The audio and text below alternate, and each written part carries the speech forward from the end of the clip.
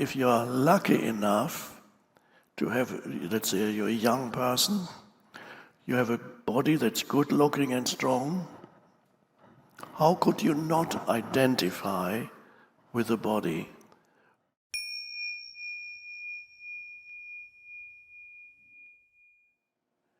As I often say, this is a very significant term, human being.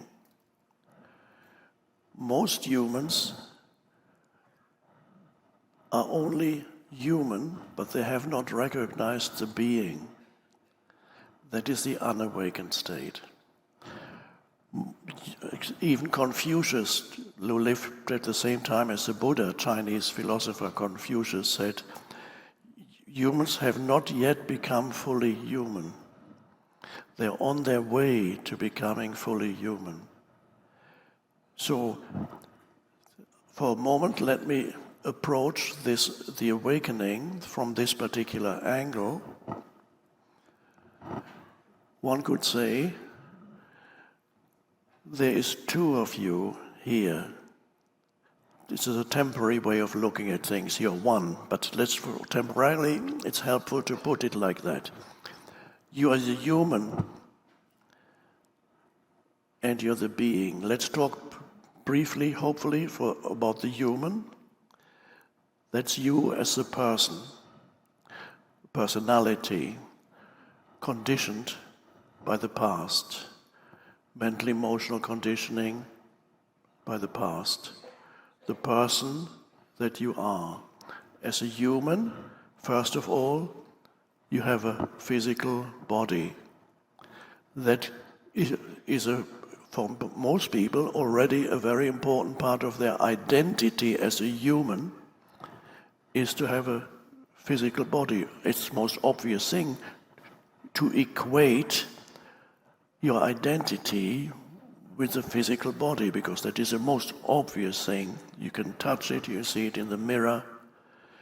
So that's the first identification. Identification means what you derive your sense of self from. For many humans, their physical body is a very important, and in some or quite a few cases, the most important part of their identity.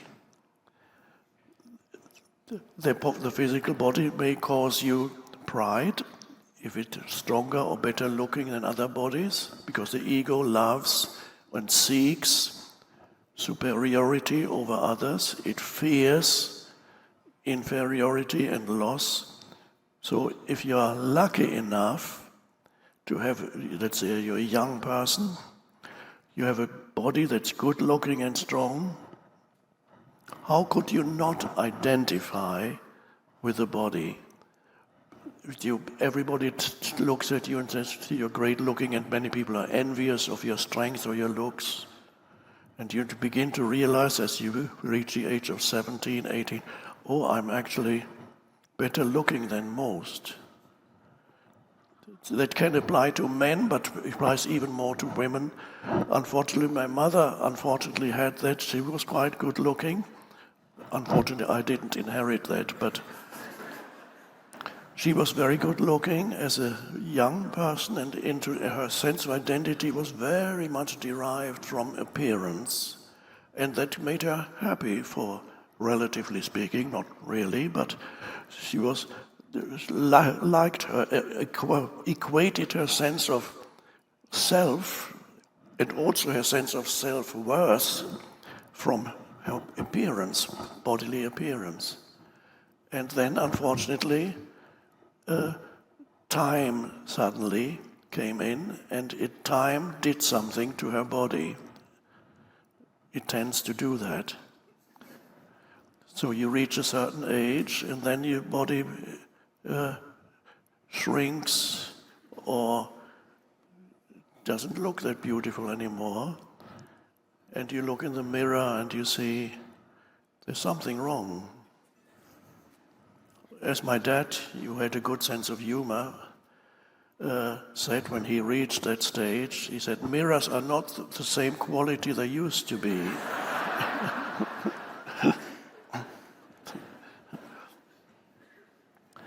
And So unfortunately, my mother began to suffer more and more. She became as we became old, she became very unhappy. And I had a few moments of breakthrough with her, sitting with her, bringing her into presence as much as possible, but the readiness wasn't there. There were moments of presence, I remember them, brief moments. She would talk a lot about, his life is so horrible now, but I can't stand this anymore. And there were brief moments. I remember one moment I was visiting her, I was just present, listening to her. And suddenly she stopped talking. That was a moment of presence. And she said, "Isn't it strange? We are born and then we die." I said, "Wow, this is really profound." Because that is the beginning of that sense of wonder at the mystery of life is the beginning of all philosophy. It was the beginning of ancient Greek philosophy. So Socrates says what underlies philosophy is a sense of wonder at the mystery of life. So she had this momentary, it seems like a very simple thing, but it is a strange mystery. You're born and a little later you die.